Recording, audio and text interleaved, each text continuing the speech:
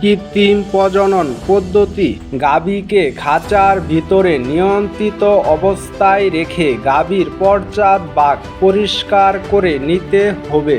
এক হাতে hand gloves পরে পিচ্ছিল পদার্থ মাখিয়ে নিতে হবে।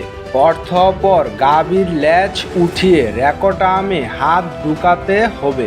রেকটাম এ ঢুকানো হাত নিচের দিকে চাপ দিলে যোনি মুখ গান ঢুকানোর পথ সুগম করবে।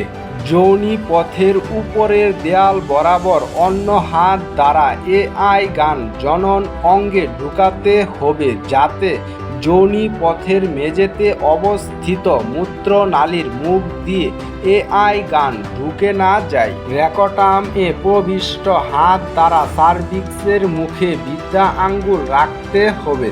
অতঃপর ধীরে ধীরে অন্য হাত দ্বারা গান সার্ভিক্সের খোলা মুখের দিকে নিয়ে বৃদ্ধা আঙ্গুল সরিয়ে গান ঢুকাতে হবে। গান সার্ভিক্সের ভিতরে ঢুকলে বালির মতো ক্যাচ ক্যাচ অনুভব হবে।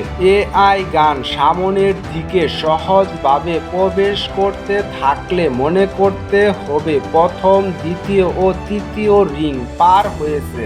এরপর গানটিকে পিছনে টেনে সঠিকভাবে জায়গায় স্থাপন করতে হবে। কোনো ক্রমে হঠাৎ করে পিস্টনে চাপ প্রয়োগ করা উচিত নয়।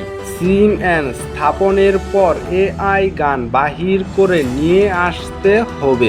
এরপর গান থেকে ব্যবহৃত শীট আলাদা করে স্টো বের করে নিয়ে শীট দিতে হবে। স্টো বের করার পর এর গায়ে লেখা বিভিন্ন তথ্য কার্ডে লিখে স্টোটি সংরক্ষণ করতে হবে।